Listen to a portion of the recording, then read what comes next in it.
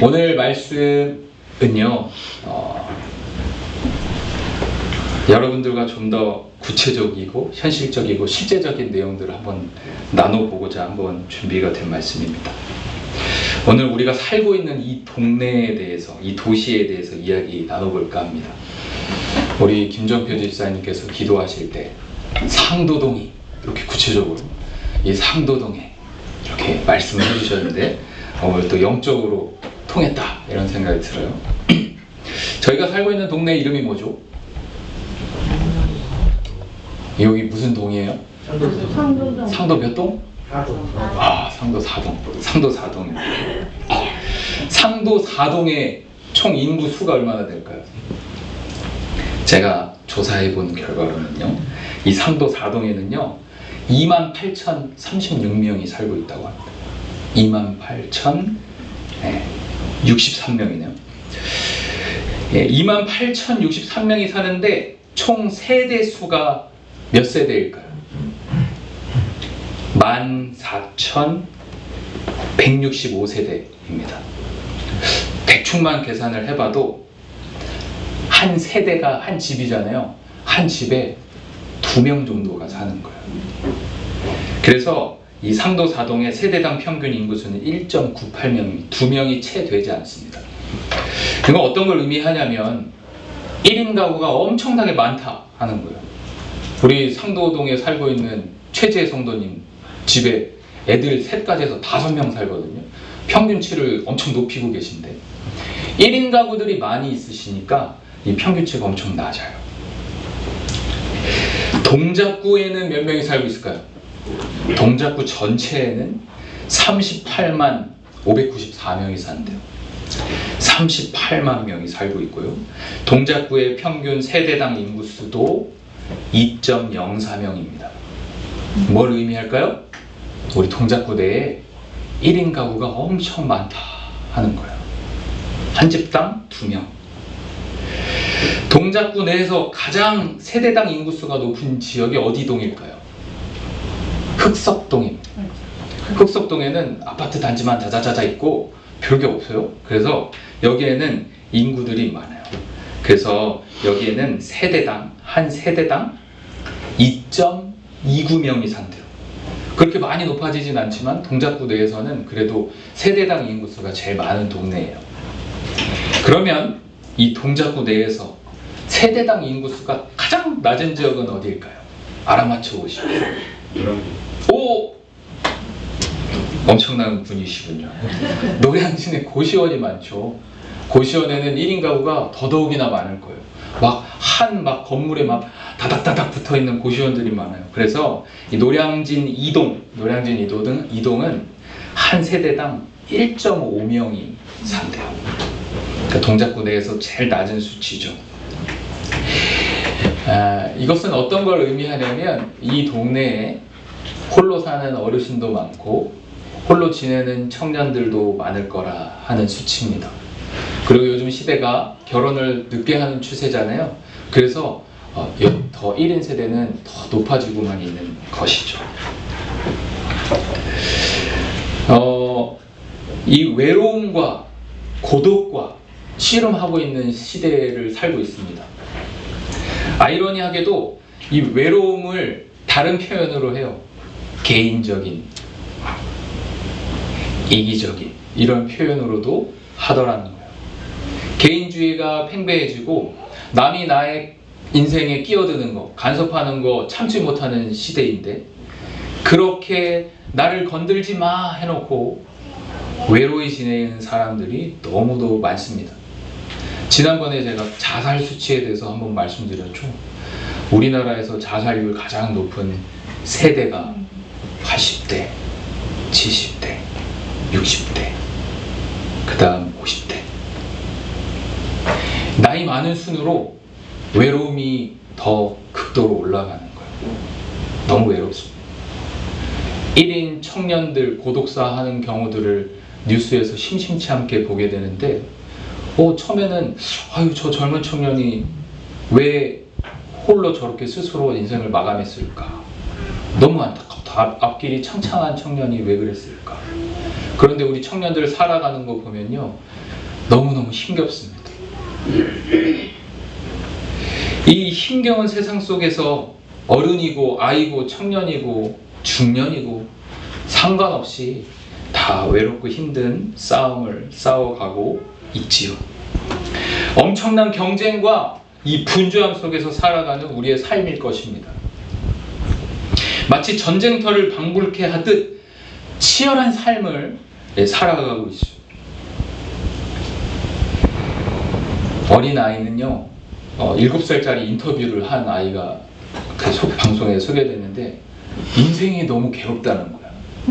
여러분, 7살짜리가 인생이 너무 괴롭고 지친다는 표현을 쓰는데 왜 그러냐 봤더니 너무 바쁘대요.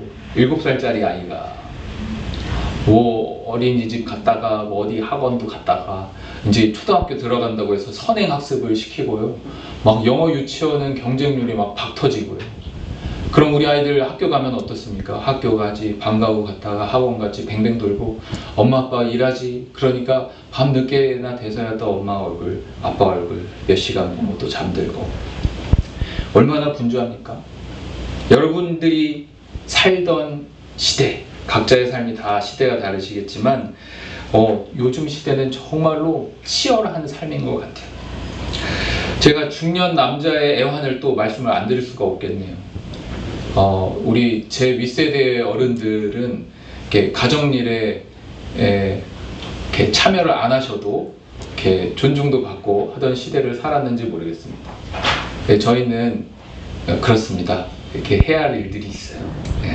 분리수거도 해야 하고요, 기저귀도 갖다 버려야 되고요. 그래서 제가 이제 어머니 아버지께 너무 힘들다, 뭐 이렇게 사역하고 와서 이제 막 하고 뭐 하는 게 이제 힘들다 했더니 아버지가 저희 어머니께 아들이 많이 힘든가 봐 뭐 이러셨대요. 저희 아버지는 부엌에 절대 들어가시지도 않는 분이시거든요. 불 한 방울 안 묻히시는 분이신데 제가 아버지께 아버지는 시대를 잘 타고 나셔서 행복한 삶을 사신 것 같다 막 이런 말씀도 드리고 그랬어요.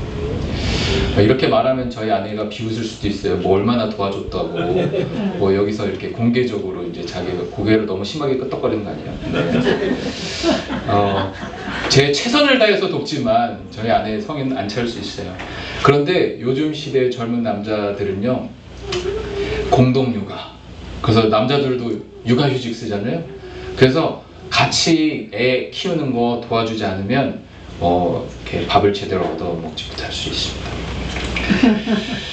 이 시대가 변함에 따라서 각자의 세대가, 각자의 인생이 치열하고 또 분주하죠. 오늘 우리가 읽은 예레미야 29장 말씀은요, 이스라엘이 망했어요. 그리고 바벨론에게 포로로 잡혀갔습니다. 이 포로가 아니고 포로로 잡혀간 이들에게 이 초기 단계에 기록된 말씀이에요. 주전 597년에 바벨론 왕 느부갓네살이 예루살렘을 공격했습니다. 그래서 주요된 포로들을 다 끌고 갔어요. 이 포로들을 끌고 갈 때 여호와긴 왕도 그리고 귀족들도 그리고 유능한 지도자들이 싹 다 잡혀갔습니다. 유다 민족은 자신들이 금방 고국으로 돌아갈 수 있을 것이라고 생각했어요. 이 예레미야서 28장 3절을 보니까 내가 바벨론의 왕 느부갓네살이 이곳에서 빼앗아 바벨론으로 옮겨간 여호와의 성전 모든 기구를 2년 안에 다시 이곳으로 되돌려 오리라 하고 외치던 선지자가 있었습니다.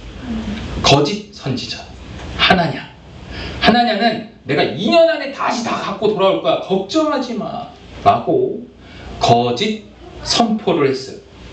그러니 이 잡혀간 이들이 희망을 얻었겠죠. 그래, 우리 금방 돌아갈 수 있을 거야 하고 이 잘못된 희망이 이 안에 심겨진 거죠. 예레미야는 이런 배경 속에서 하나님으로부터 직접 받은 말씀을 편지를 써서 이들에게 전달한 내용이 오늘 우리가 읽은 내용입니다. 29장 10절 말씀 보시면요, 여호와께서 이와 같이 말씀하시니라 바벨론에서 몇 년? 70년이 차면 내가 너희를 돌보고 나의 선한 말을 너희에게 성취하여 너희를 이곳으로 돌아오게 하리라.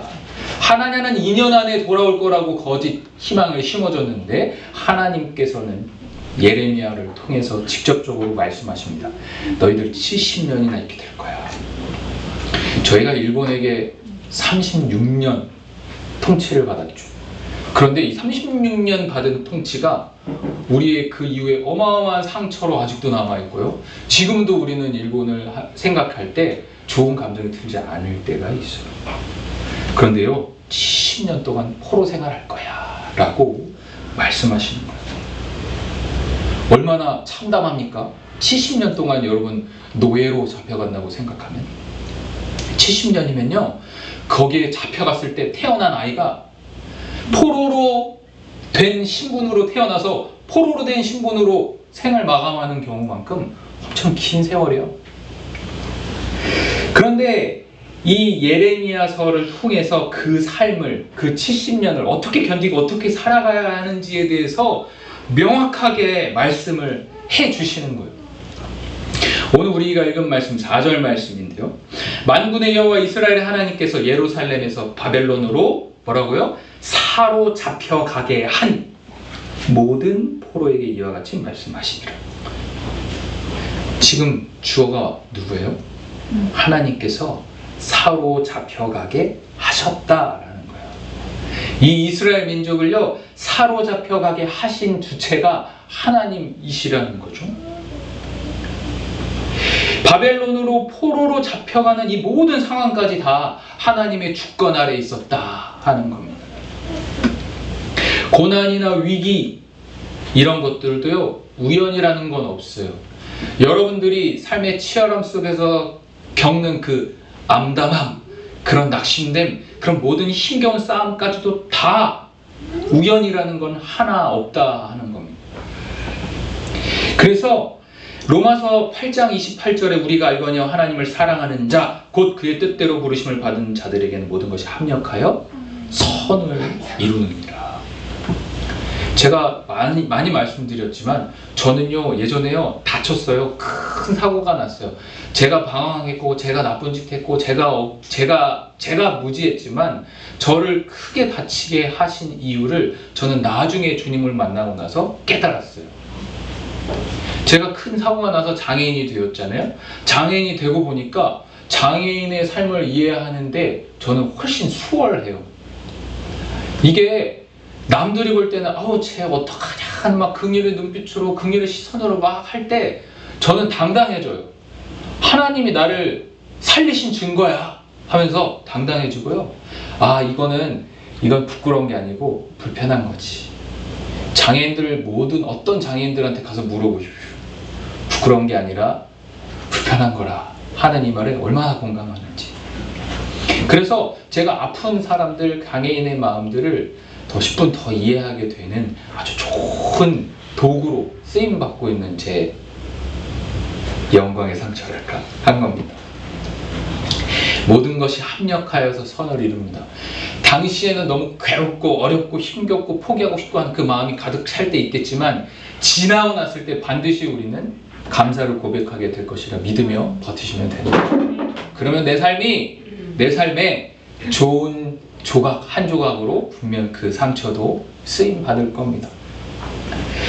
예레미야서 29장 5절 6절에 너희들이 이제 포로로 잡혀갔잖아. 포로로 잡혀갔어. 그런데 너희는 거기서 집을 짓고 거기 살고 텃밭을 만들고 거기서 재배한 거 먹으면서 아내를 맞이하고 자녀를 낳고 그 자녀들이 또 결혼을 하고 또 자녀를 낳고 번성하라, 줄어들지 말아라 하는 이 지침을 주시는 겁니다.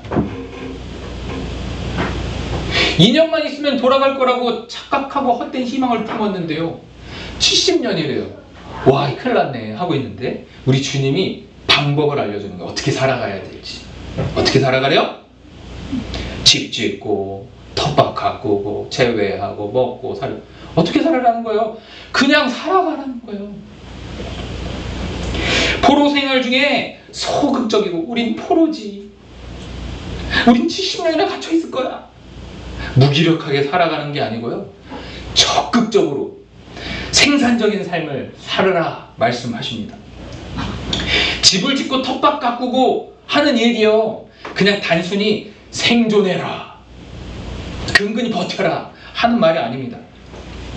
여러분들이 만약 한 달짜리 단기로 임대해가지고 그 집에서 얻어서 산다고 하세요. 생각해보세요. 그러면 한 달짜리 집에서 여러분, 여기 벽지가 좀 더러운데 도배도 하고 장판도 하고 싱크도 바꾸고 막 인테리어 막 해야 됩니까? 한 달짜리인데? 그렇지 않죠? 그래서 집을 짓는 것은요, 가꾸고 살으라고 하는 것은요, 장기적으로 안정적인 생활을 준비하라 하는 말입니다. 여기서 번성하라 하는 뜻은 어떻습니까? 번성하여서 줄어들지 않게 해라. 그러니까 많이 아이를 낳아서 많이 번성해서 그 숫자가 줄지 않아서 쪽수로 밀어붙여라, 이런 뜻이 아닙니다. 창세기 1장 28절 말씀에 하나님이 그들에게 복을 주시며 하나님이 그들에게 이르시되 생육하고 번성하여 땅에 충만하라, 땅을 정복하라, 바다의 고기와 하늘의 새와 땅에 움직이는 모든 생물을 다스리라 하시니라. 여러분이 창세기 1장 28절 우리가 다른 말로 뭐라고 부르냐면요, 문화명령이라고 부릅니다. 생육하고 번성하는 것이 그저 노예로 팔려갔지만 쪽수로 밀리지 마라, 애를 많이 낳아라 하는 이야기 아니고요. 예전에 어떤 목사님들은 이런 말씀 강단에서 많이 하셨어요. 여러분 나가서 전도하십시오. 근데 전도 못하면 애라도 많이 낳으십시오.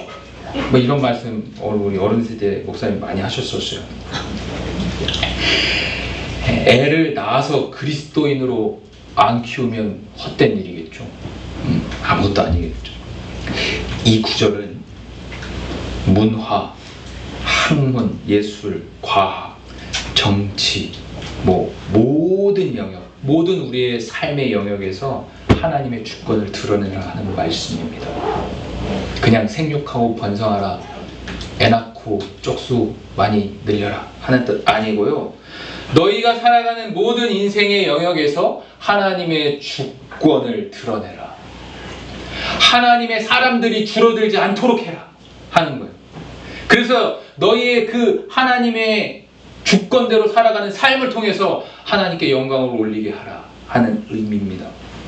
너희가 처한 상황이 어떠하든지 하나님의 백성으로 부름받은 그 사실 안에서 계속 살아가라. 어떤 환경이든 상관없어. 하나님이 너희들을 잡혀가게 하였잖아. 하나님의 주권 아래 놓인 삶이니까 그 삶에서 잘 살아가라 하는 겁니다. 7절 말씀, 너희는 내가, 또 말씀하시죠, 사로잡혀가게 한 그 성읍의 평안을 구하고 그를 위하여 여호와께 기도하라. 이는 그 성읍이 평안함으로 너희도 평안할 것이니라. 여러분, 놀랍게도 하나님은 유대인들이 자신들을 억압하고 지배하는 이 이방 도시의 평안을 위해 기도하라고 말씀하십니다. 여러분, 평안, 이 평안을 히브리어로 뭐라고 할까요? 샬롬. 우리 아까 엄청 샬롬 했죠. 평안을 히브리어로 샬롬이라고 해요. 샬롬은 아무 나쁜 일이 일어나지 않는 그런 평화로움을 이야기하는 것이 아닙니다. 단순히 전쟁이 없는 상태를 말하는 것도 아닙니다. 샬롬이라는 단어의 그 어원의 뜻이 무엇이냐면 가득 차다 하는 뜻이에요. 가득 차다. 부족함이 없다 하는 뜻이에요. 평화, 복지, 형통, 온전함, 번영, 충만, 이런 뜻을 다 포함하고 있는 것이 뭐라고요? 샬롬이라는 거예요. 샬롬. 그런데 생각해 봅시다. 지금 어디에 잡혀갔어요?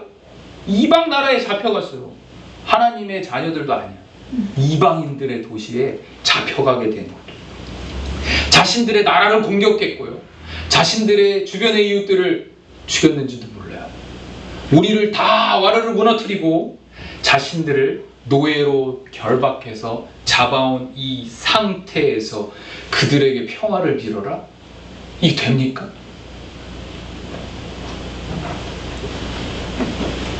유다 백성들은요, 반발심이 가득 찼을 수도 있어요. 하나님이 그런데 왜 이 바벨론의 평화를 빌어주라고 하시는 겁니까? 우리 뒤에 읽어보면요, 이 바벨론의 평화를 빌므로 인해서 유다 백성들도 복을 받게 될 것이라. 우리 하나님은요, 우리 하나님 자녀들, 하나님 자식들 생각밖에 안 하셔. 바벨론이 너무 좋아. 이스라엘 너희들 내 말 안 들었지? 내 말 복종 안 했지? 그래서 나 바벨론 애들이 좋아졌어. 그러니까 너네도 얘네 같이 좋아해줘. 이런 뜻 아니고요. 우리 주님은 안지나 서나 우리 자녀들 생각밖에 안 하시는 거예요. 주님 백성들 생각밖에. 그런데 여기에 한 가지 더 고차원적인 것이 좀 숨어져 있어요. 7절 말씀에 여호와께 기도하라 말씀하십니다. 기도가 여기서 좀 더 중요해요. 그들과 언약을 맺으시고 그 언약을 신실하게 이루어가시는 여호와 하나님과의 그 관계를 샬롬으로 지속하라 하는 거야. 계속해서 기도하라 하는 거야. 그 기도의 자리에 나와 앉아 있어라. 기도하면 뭐 하는 거예요? 하나님과 대화하고 소통하는 거잖아. 나와 계속 관계 유지하자. 너희들이 정말로 나를 불신하고 나를 따르지 않고 막 계속해서 불순종해서 결국엔 너희가 이 바벨론으로 내가 사로잡혀 가게 하였지만 나와의 그 관계를 개선하자. 나와 그 관계를 계속 지속하자 하시는 겁니다. 여러분, 예수를 잘 믿으면 복 받기 때문에 복 받으려고 예수님 잘 믿는다. 맞아요? 틀려요? 틀려요. 바벨론의 평화를 빌어야지 우리가 평화로워. 그래서 우리가 평화롭고 싶어서 바벨론의 평화를 빌어. 이것도 맞아요? 틀려요? 이것도 아니죠. 주님은 이런 식으로 우리를 다스리는 것이 아니고요, 진정으로 우리와 교제하고 싶으신 거예요. 그 기도의 자리에 우리를 계속 초청하시는 겁니다. 너희가 예루살렘을 위해 기도하듯이 바벨론의 평화를 위해 기도해줘. 이거 어디서 많이 본 논리 아닙니까? 내 이웃을 내 몸과 같이 사랑하라. 예루살렘을 사랑하고 위하고 기도하는 것처럼 바벨론을 위해서도 그렇게 해줘 하는 것이 우리 주님의 요청이에요. 앞으로 바벨론에서 하나님의 백성들이 어떻게 살아가야 할지 하나님께서 말씀해 주신 것입니다. 모든 영역에서, 한 영역도 빼놓지 말고 모든 영역에서 하나님의 자녀로 그 삶을 살아내라. 이 땅에 머무는 동안 성도의 삶도 영원하지 않습니다. 여러분 지금 잠시 소풍 나왔다 하는 표현 많이 들으시죠? 여러분 이 이생에서의 삶은 100년도 안 되는 짧은 인생이에요. 그리고 그 이생 뒤에 영원의 시간 속에 우리는 살아갈 겁니다. 영원이라는 시간에 이 100년이라는 시간을 비하면요, 점과 같은 시간이에요. 우리는 어찌 보면 우리의 본향 땅을 그리면서 이 이생에서, 이 땅에서 노예처럼, 포로처럼 잠시 잠깐 왔다 가는 나그네처럼 살아가는 걸 겁니다. 오늘 이 주시는 말씀을 통해서 우리가 이 땅에서 어떻게 살아가야 될까 하는 것들을 엿볼 수 있죠. 텃밭을 가꾸고요, 결혼도 하시고요, 자녀도 나오시고요, 그냥 그 일상을 살아가시면 됩니다. 장기적인 안목을 가지고 살아가시는 거예요.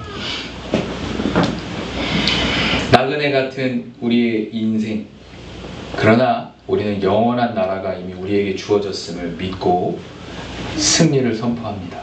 그 소망을 가지고 살아가는 우리가 되었으면 좋겠습니다. 성도와 교회는 이 세상에서 도피하거나 방관하거나 하지 않고 적극적으로 참여하고 책임을 다해야 되는 겁니다. 도시와 이웃을 섬기고 그 안에서 복음적인 영향력을 우리는 발휘해야 합니다. 결국 우리가 하나님께서 우리에게 주신 이 땅을 축복하는 겁니다.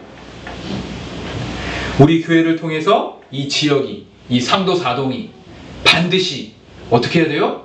복을 받아야 돼요. 우리 교회가 여기 있음으로 인해서 우리의 이웃들이 이 교회를 통해서 행복해야 되는 겁니다.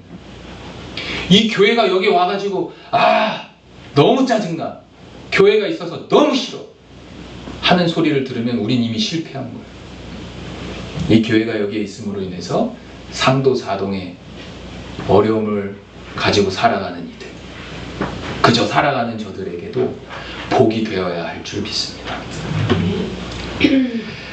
우리가 그럼 한번 생각해 봅시다. 우리 동네 상도 사동이 우리 교회를 통해서 어떤 복을 누리고 있을까요? 한번 생각해 보세요. 여러 복을 누리고 있을 거라 생각하는데, 특별히 지역아동센터를 통해서 이 지역을 섬기죠. 이 지역아동센터 섬기는 것이 우리 교회의 전도의 수단으로 여겨지면 안 됩니다. 이 지역아동센터 자체를 통해서 이 지역이 복을 받는 거예요.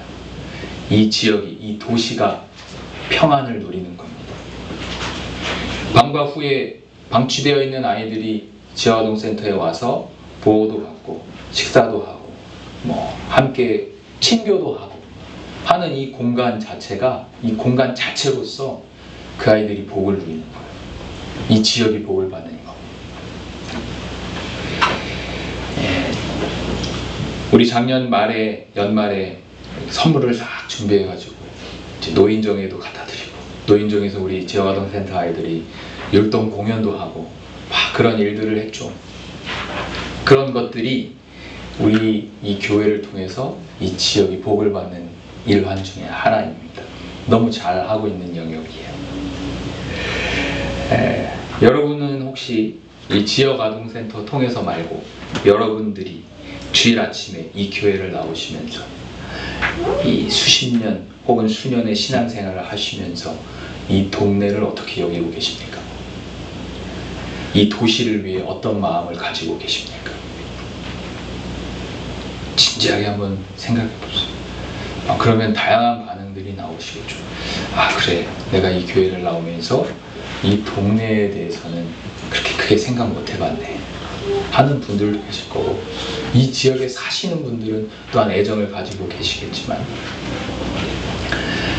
혹은 이런 생각 하시지 않으십니까? 내가 교회를 나오는 이유는 나의 구원을 위해서야, 나의 신앙생활을 잘 유지하기 위해서야, 그리고 나의 가족만 복받고 구원받으면 되지, 우리 교회만 우리 안에서 즐거우면 되지 라는 어찌 보면 이기적인 생각들이 우리 안에 어느 정도는 있을 수도 있겠습니다. 이 동네는 그렇다 치고, 이 동네에 안 사시는 분들, 여러분들이 사시는 동네를 한번 생각해 봅시다. 다들 각자 다양한 곳에 살죠. 저도 하남시에 살고요. 여러분들의 가정을 통해서 여러분들의 이웃들이, 여러분들의 지역에 있는 사람들이 복을 받고 계십니까? 옆집에, 윗집에, 아랫집에 사시는 분 이름이라도 혹시 아십니까? 점점 개인주의가 팽배해져가는 이 세대 속에서 우리는 점점 갇혀요. 다 큐비 형태로 살아갑니다. 내 가정, 내 집, 나, 이렇게 너무 조각조각 나 있어요. 좀 더 넓은 측면으로 한번 생각해 볼게요. 문화라는 것을 한번 생각해 보시죠. 문화가 너무나 크고 넓은 영역이어서 오늘 다 생각해 볼 수 없지만, 교회는요, 세상의 모든 문화를 주도적으로 선도하는 시대가 있었습니다. 선교사들이 조선 땅에 들어왔어요. 아무 기반도 없는 이 조선 땅에, 다 망해가는 이 조선 땅에 외국인들이 들어왔어요. 그들은 발달된 서양의 의학을 가지고 와서 병원을 세우고요, 그냥 죽어갔어야 할 사람들을 고치고 살려냈습니다. 풍토병에, 전염병에 너무도 힘겨운 이 조선 땅에 빛이 되어 주셨어요. 그래서 우리 대한민국의 의학 수준이 지금 세계적이지 않습니까? 그 토대를 교회가 주도했다라고 해도 과언이 아닐 겁니다. 학교가 세워졌습니다. 당시에 여자들에게는 글도 안 가르쳤죠. 그리고 문명이 어마어마했습니다. 그런데요, 학교가 세워지고 교육의 사각지대에 있던 가난한 사람들, 여성들이 배움의 기회를 얻었죠. 클래식 음악도 마찬가지입니다. 교회가 가지고 온 문화입니다. 대중 스포츠요, 우리나라에서 뭐 비석치기, 제기차기 이런 거밖에 안 했어요. 그런데요, 각종 모든 구기 종목들, 서양에서 하는 모든 구기 종목들이 들어와서 운동의 문화를 다 바꿨습니다. 우리 사회 그 시절 그 시대에는 교회가 모든 문화를 선도했습니다. 그래서 우리 나이 있으신 분들 만나면 어릴 때 교회에서 부활절 때, 크리스마스 때 사탕, 과자 먹을 거 한 번씩 안 얻어 먹어본 분이 없어요. 다 그런 추억들을 가지고 계시더라고요. 그런데 요즘의 시대는 어때요? 우리 교회가 문화를 주도하는 경우들을 봅니까? 세상의 모든 문화들이 거의 다 선도해 가고 있고요. 교회는 모든 주도권을 빼앗긴 듯해 보입니다. 세상에 좋아 보이는 그 문화를 가져다가 교회에 차용하기 바쁘죠. 교회가 끌고 가는 문화가 없어요. 힘을 잃었습니다. 교회는 어떻게 해야 됩니까? 이 도시의 평안을 구하기 위해서 우리도 그들의 문화를 알아야 하는 거예요. 믿지 않는 사람들은 왜 저기 가서 앉아 있는지, 믿지 않는 사람들은 어떤 문화 속에서 살아가고 있는지에 대해서 이런 궁금증도 없이 우리는 그들을 섬기기는 참 어렵다는 거죠. 도시의 가치관과 문화, 이것을 우리가 알아야 섬길 수 있는 것인데 우리가 알다 보면 이거 너무 재밌네? 하고 빼앗길 수도 있어요, 우리를. 그래서 무비판적으로 다 그 모든 문화를 수용하게 되면 우리는 탈이 날 겁니다. 반대로 이 교회 문화는 너무도 소중한 문화니까 저들과 조금이라도 융화될 수 없어. 이 교회는 절대로 세상 문화에 한 자락도 들어올 수 없어 하고 쫙 가다버린다면 우리는 어떻죠? 수도원처럼 되는 거죠. 수도원이 좋은 걸까요? 아까 우리 김종인 편집사님이 기도하셨죠. 세상의 빛과 소금 역할을 해야 되는데 세상으로는 안 나가고 자신들끼리만 갇혀 있으면 썩을 겁니다. 이런 양극단을 우리는 피해야 해요. 이런 양극단을 제일 조심해야 되는 거예요. 이 양극단은 어떤 단체들이 있어요? 제가 어떤 교회를 봤더니 흡연실이 있어요. 세상 사람들이 자유롭게 들어와야 된다고 흡연실을 만들어 놨어요. 여러분 어떻게 생각하세요? 맞다 틀리다로 말하기는 어렵죠. 그런데 조금 우리는 어색하죠.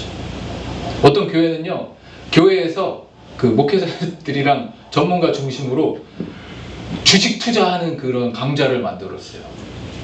여러분 어떠세요? 조금 어색하죠? 우리가 잘 생각해 봐야 된다는 거예요. 그것이 우리가 어디까지 허용돼야 되고 어디까지 허용되지 않아야 하는지에 대해서는 중심을 교회가 잘 잡아야죠. 이런 일례들이 있고요. 뭐 수도원처럼 아예 갇혀있는 영역들도 있죠. 양극단 피하고요. 우리는 도시의 평안을 구해야 합니다. 그리고 그 안에서 살아가야 하는 겁니다. 그 안에서 살아가며 그들에게 빛과 소금 역할하며 그들을 진짜 빛이신 주님으로 인도하는 것이 우리의 역할일 겁니다. 그래서 이 동네, 이 상도 사동의 모든 사람들을 우리의 눈으로 바라볼 때 저 사람은 교회에 나오겠다 안 나오겠다 판단해가지고 교회에 나올 것 같으면 잘해주고 뭐 절 다니고 막 신실한 불교 신자야 그러면은 뭐 다니든지 말든지 하면서 내쳐버리고, 그게 아니라는 거예요. 우리의 시야를 더 열어야 된다. 우리의 마음을 좀 더 복음적으로 확장시켜야 된다는 거예요. 그래서 여기에 살아가는 모든 사람들에게 우리는 빛을 선포하는 겁니다. 우리 복음적인 삶을 통해서 하나님이 진짜 살아있구나, 저 사람들의 삶을 움직이는 그 원동력이 뭐지? 궁금하게 만들어야 되는 거죠. 그래서 이들이 진정한 사랑으로 섬길 때 그 사랑을 느끼고 복을 받아야 하는 겁니다. 그게 주님께서 우리에게 주신 문화 명령입니다. 오늘 제가 드린 말씀은요, 쉽게 되는 일이 아닙니다. 설교 몇 번 앞에서 소리 지른다고 되는 일이 아니에요. 그러나 오늘의 이 설교를 통해서 우리가 이제 바뀌기를 시작해 보았으면 좋겠어요. 그냥 편협하게 우리 교회, 내 신앙, 내 가족만 밖에 보지 못했던 얕은 시선이었다고 하면 이제 하나님께로 눈을 들어 우리의 복음의 시야를 확장하고 우리 주변에 살아가는 이들을 향해서 진정한 샬롬을 선포할 수 있는 우리 대본교회가 되었으면 좋겠습니다. 팀 켈러 목사님이라는 분이요, 센터처치라는 책에서 이 예레미야 29장 4절 7절 바탕으로 도시를 향해서 어떻게 섬겨야 할지에 대한 4가지 사명을 우리에게 주셨습니다. 첫째는 사랑입니다. 사랑. 하나님이 사랑하신다고 하면 우리도 사랑하는 거죠. 우리 찬양의 가사처럼 아버지 당신이 바라보고 있는 곳에 나도 바라보게 해주세요. 아버지의 마음이 있는 곳에 나의 마음이 있게 해주세요 하잖아요. 근데 우리는 딱 바라봤는데 교회는 안 나올 것 같아. 우리 교회가 막 해코지하고 막 앞에다 오줌 싸놓고 그러면은 저 나쁜 놈 이렇게 하지. 아버지의 마음이 머무르는 사람이라고 생각 잘 안 하잖아요. 그래서 우리가 이제는 열어야 된다는 거예요. 우리 교회에 싫어하는 사람이 있을 수 있죠. 와가지고 막 우리 예배 방해할 수 있는 사람이 있을 수 있죠. 그럼 어떻게 생각해야 돼요? 원수를까지 사랑하라 하셨으니까 그래도 선대해야 돼요. 두 번째가 아니고 이 첫 번째 사랑에 관한 이야기를 하다가 제가 어저께 급하게 예화를 하나 집어넣었어요. 어저께 우리 신승평 선생님과 카톡을 나누는 중에 너무 오늘 설교에 유익한 예화를 주셨어요. 제가 달라고 한 거 아닌데 딱 주셨어. 신승평 선생님의 아버지 되시는 분, 아버지 되시는 분께서 어릴 때 선생님께 자주 이런 말씀을 하셨대요. 마을에 파출소 10개 있는 것보다 교회 하나 있는 게 사회를 더 평온하게 만든다. 이런 말씀을 우리 선생님께 어릴 때 자주 하셨대요. 저 너무 감동이 됐습니다. 오늘 이 말씀을 준비하는데 사회가 평온해지는 일, 파출소가 10개 있으면 뭔가 안심이 되겠죠. 그런데 이 교회 하나로서 이 마을이 평온하게 되어진다. 그 평온이 뭐예요? 샬롬이거든요. 이 교회를 통해서 이 지역이, 이 마을이, 온 동네가 정말 하나님의 절대적인 샬롬을 경험하게 되기를 주님의 이름으로 축복합니다. 여기 마을 사람들이 와서 들어야 되는데 여러분에게만 지금 말하고 있는 거예요. 우리 비밀입니다. 우리 목적을 가지고 저들을 섬기지 말고요, 하나님의 마음을 가지고 섬겼으면 좋겠습니다. 기독교를 사람들이 욕합니다. 그들이 욕하는 게 하나님일까요? 예수님일까요? 그들이 욕하는 건 크리스찬입니다. 기독교인들이 하나님의 말씀대로 살지 않는 그런 이중성을 볼 때 세상 사람들은 환멸을 느끼죠. 근데 우리가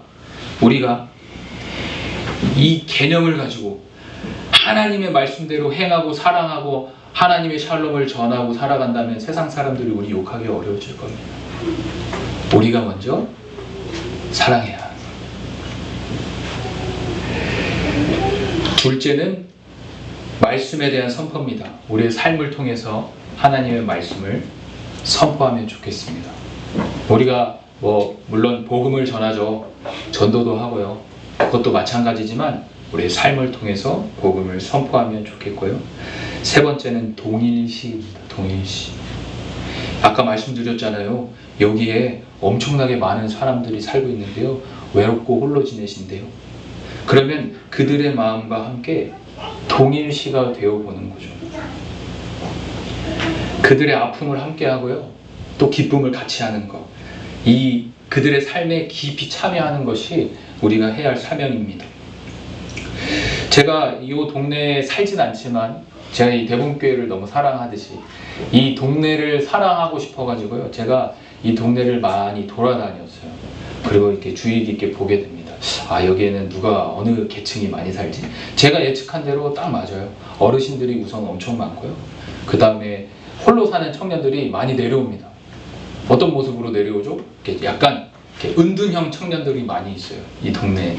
그래서 이제 막 이렇게 머리에 까치집도 있고, 겨울인데 반바지에 셀바 신고, 검정 비닐봉지에 막걸리랑 라면들. 그들의 삶을 한번 동일시해 볼까요? 어떤 소망을 가지고 살아가고 있을까요? 방에 들어가면 뭐 35평 돼버려서 살까요? 좁은 방 한 칸에서 제대로 된 끼니를 해결하지 못하고 그런 삶을 살아가는 이들과 함께 우리의 마음을 동일시해 보는 거 너무 중요한 일이라 생각합니다. 이 동작 복지카는요, 이 동작구에 있는 어르신들, 장애인들 타라고 무료로 돌고 있는 셔틀버스예요. 여기 반올림 피자 앞에 그 정류장이 있습니다. 그 앞에 항상 이제 어르신들이 많이 서 계셔요. 그래서 어르신들이 저 버스 하나 타시려고 굉장히 기다리시네, 뭐 이런 생각도 하고 그랬습니다. 학생들도 엄청 많아요. 여러분, 신상도 초등학교 학생 수가 몇 명일까요? 1351명입니다. 여기 왜 이렇게 많아요? 몰라요. 너무 많아요. 보통 초등학교, 서울 시내 초등학교는 400명, 500명입니다. 여기 노들역 앞에 있는 본동초등학교는 전교 학생 수가 103명입니다. 근데 이 신상도 몇 명이에요? 1351명. 애들이 바글바글합니다. 그래서 황금어장이야. 섬길 수 있는 기회가 아주 늘어져 있어요. 이 그린트리를 통해서 앞으로 이 아이들 어떻게 섬길까 한번 같이 고민해 보셨으면 좋겠어요. 여러분, 여기 국사봉 중학교에 아이들이 다니죠. 국사봉 중학교에 지금 다니는 학생이 없지만 국사봉 중학교는 언덕 위에 있습니다. 제가 이제 지난번에 금요 기도를 하려고 여기 교회로 오는데 여기 그 무인 편의점, 무인 아이스크림점 그 앞에 여기 그 주차장에서 국사봉 중학교 중학생 교복을 입은 아이들 한 20명이 넘는 아이들이 담배를 피우고 있더라고요. 이 동네의 사정이 그런 겁니다. 이 동네 상황이 그런 겁니다. 제가 이 교회에 앉아 있으면요, 아이들끼리 방치된 아이들도 엄청 많이 있습니다. 우리 지역아동센터 아이들은 복받은 아이들이고요. 그 외에 방치된 아이들도 엄청 많아요. 이 동네에 관심을 가져보시길 바라요. 이 사람들의, 지나다닌 사람들의 표정이 어떤지, 이 사람들의 생활이 어떨까 한번 상상돼 보시고, 뭐라 그랬죠? 동일시 한번 해보는 경험도 매우 중요할 거라 생각이 됩니다. 네 번째는 축복입니다. 도시를 위해 기도하고 그들의 샬롬을 위해 노력하는 것. 이런 사명은 단순한 복음 전도를 위해서, 이 교회 부흥을 위해서만 하는 것이 아닙니다. 교회에 전도하는 이유는 그들이 복음을 듣기를 원해서지, 우리 교회에 사람이 차고 헌금이 늘어나고 이런 계산적인 전도를 하고 있다면 우린 이미 근본부터 틀린 겁니다. 사회 전반에 이 도시에 하나님의 사랑과 정의를 실현하는 것을 우리 목표로 삼고, 앞으로 이 대봉교회도 여러분 한 사람 한 사람도 다 그런 마음을 품고 복음의 일꾼으로 살아가게 되시길 주님의 이름으로 축복합니다. 오직 성령이 너희에게 임하시면 너희가 권능을 받고 예루살렘과 온 유대와 사마리아 땅끝까지 이르러 내 증인이 되리라 하신 이 말씀을 붙들고요, 우리는 우리 안에서 점점 더 확장되어져 가는 이 영역들을 보게 될 겁니다. 그래서 먼저는 우리 교회 안에 있는 한 성도가 복음의 일꾼으로 충실하게 준비되어지고, 우리의 공동체가, 여러분들의 가정이, 그리고 이 지역이, 이 사회가, 이 나라가, 그리고 땅끝에 있는 열방에 있는 모든 나라들이 다 주님을 찬양하게 되는 그날까지 우리는 그려가면서 우리의 삶을 살아내었으면 좋겠습니다.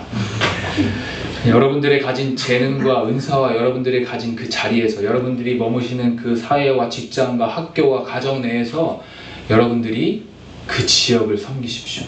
그 지역을 복되게 하십시오. 그 지역의 샬롬을 선포하게 되시길 주님의 이름으로 축복하고 또 축복합니다.